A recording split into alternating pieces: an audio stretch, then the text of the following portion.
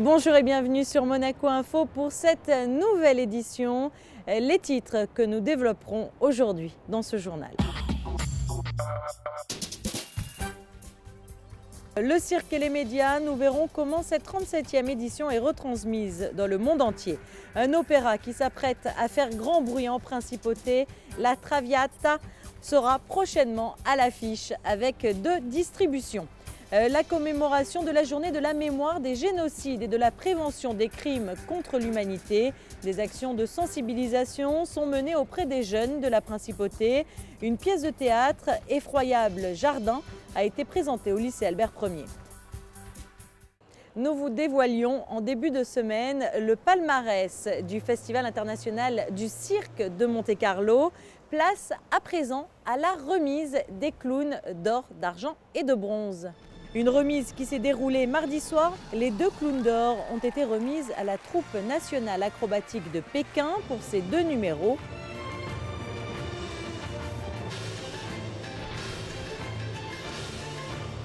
Et au duo Sherbak et Popov.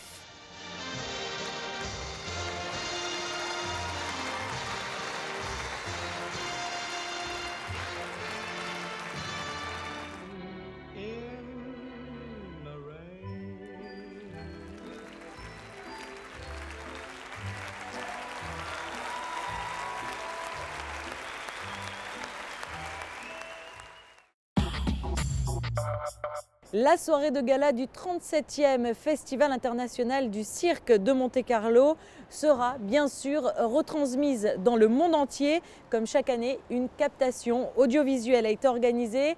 Il faut dire que le spectacle offert par le festival est très prisé des téléspectateurs, comme nous l'explique Patricia Navarro.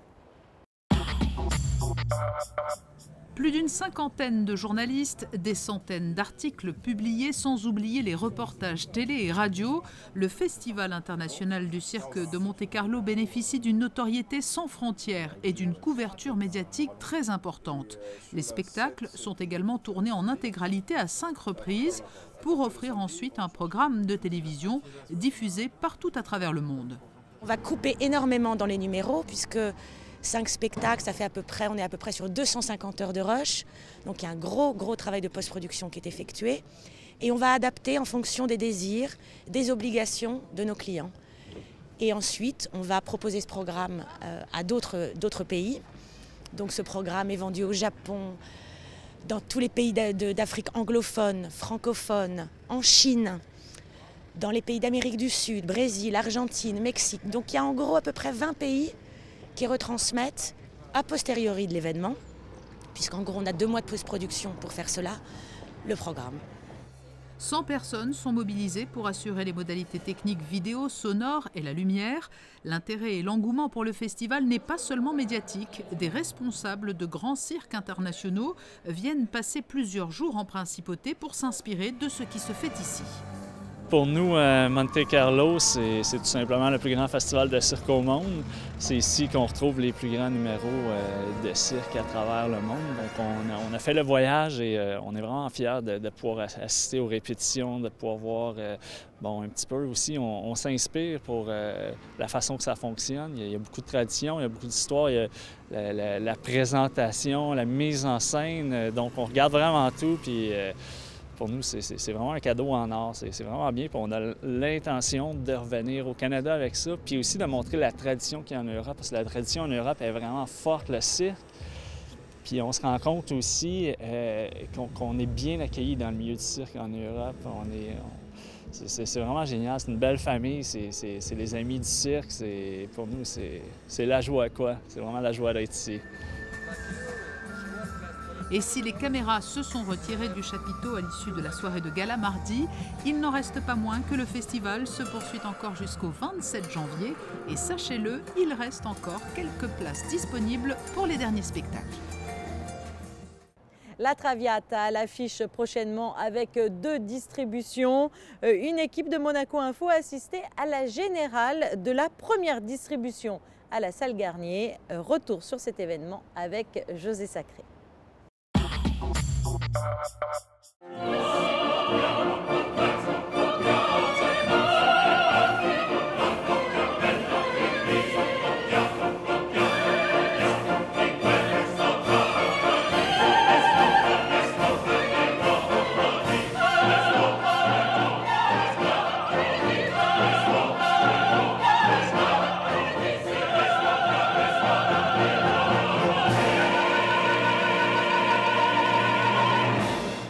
25 janvier au 3 février, la Traviata de Verdi, œuvre majeure de l'art lyrique et sans doute la plus connue avec Carmen, est à l'affiche de l'Opéra de Monte-Carlo. Cette nouvelle production, magnifique, mise en scène par Jean-Louis Grindin, avec les chœurs de l'Opéra de Monte-Carlo et l'Orchestre Philharmonique de Monte-Carlo dirigé par Marco Amiliato, bénéficie de 2 castings présentés en alternance. Nous avons assisté à la générale de la première distribution, avec dans le rôle d'Alfredo, Jean-François Borras, un jeune artiste natif de Monaco et déjà reconnu dans toute l'Europe.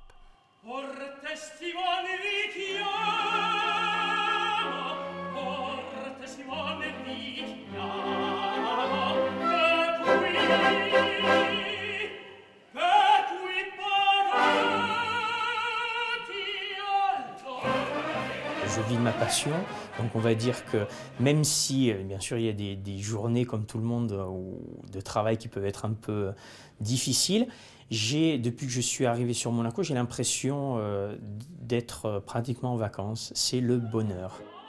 Sonia Yoncheva et Violetta. Sonia Yoncheva, qui a remporté brillamment le concours Opéralia 2010, est saluée par la presse spécialisée comme la révélation lyrique de ces 2 dernières années.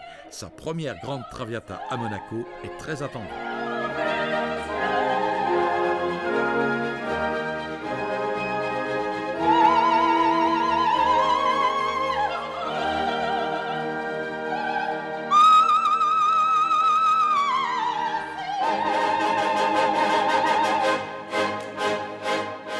J'essaye de donner une version, la mienne, mais j'ai toujours travaillé en profondeur le texte d'ouvrage. Et je crois que ça, c'est l'essentiel parce que je me trouve plus une interprète, une actrice qu'une chanteuse. Ah oui. Mais vocalement, je dois vous dire, il y a des endroits où on est tellement tenté à donner toute cette voix qui sort de nous.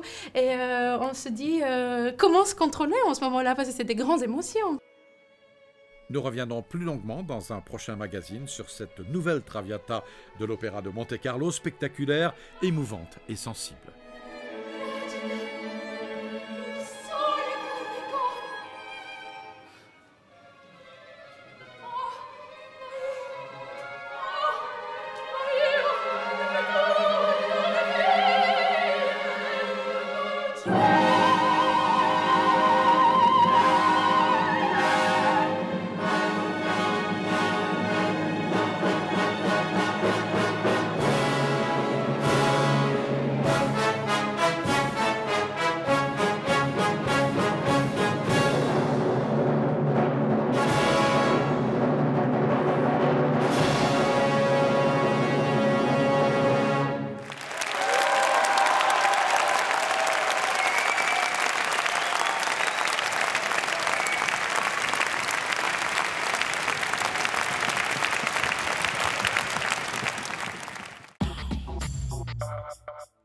Il avait été nommé il y a un peu moins d'1 an au poste de chef référent de l'Orchestre Philharmonique de Monte-Carlo, après 10 mois d'une collaboration parfaite, ponctuée de grands moments d'émotion. Il a été décidé de confier les fonctions de directeur artistique et musical de l'orchestre à maître Gianluigi Gelmetti. L'idole des jeunes, de retour en principauté, Johnny Hallyday montera sur la scène du Sporting pour 2 concerts inédits cet été. Alors, les dates à retenir, les 25 et 26 juin prochains. Pour réserver vos places, composez le 98 06 36 36.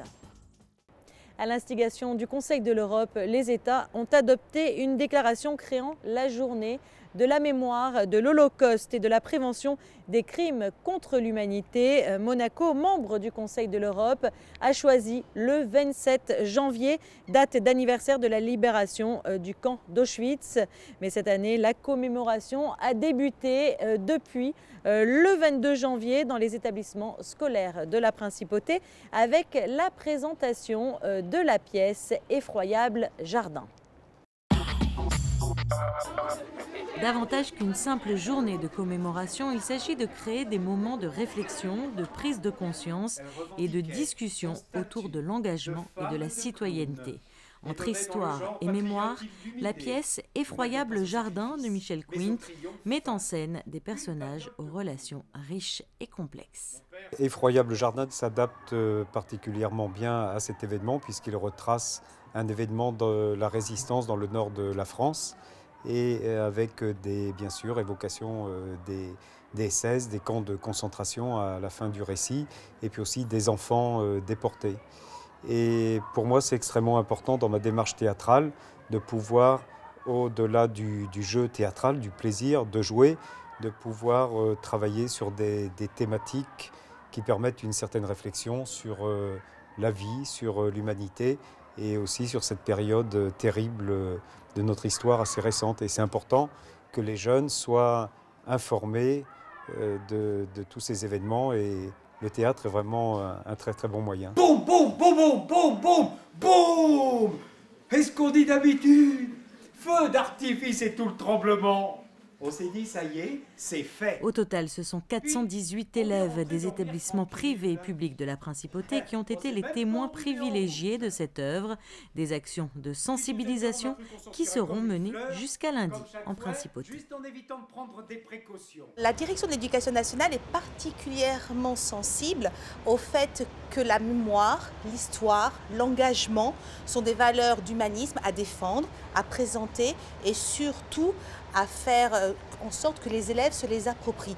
Être citoyen à l'heure actuelle, c'est s'inscrire dans une histoire et le devoir de mémoire est l'exemple le plus pertinent de cette histoire. Enfin, pour clôturer ces manifestations, une action pédagogique de Gurs à Treblinka, centrée sur les chemins de la mémoire, imaginée par un plasticien et un musicien, sera proposée le 28 janvier prochain à des élèves du lycée Albert Ier et du collège Charles III. Il est à présent temps de passer à la météo. Alors, est-ce que le ciel sera plus favorable qu'aujourd'hui pour les prochains jours? Confirmation du changement de temps, tendance hivernale à nouveau plus marquée avec des températures en baisse. Le ciel sera en grande partie nuageux jeudi avec un risque de pluie. Vendredi, retour à un temps sec et beau accompagné d'une remontée sensible des températures en cours de journée. Samedi, le ciel sera bel et bien ensoleillé et les températures seront proches des normales. Dimanche, le temps sera au beau fixe le matin et plus nuageux l'après-midi pour finir par être menaçant en fin de journée. Ce journal est à présent terminé. Merci de l'avoir suivi. Retrouvez tout de suite votre magazine hors cadre avec un invité de circonstance. François Chantré reçoit Alain Frère, le conseiller artistique du Festival international du cirque de Monte-Carlo.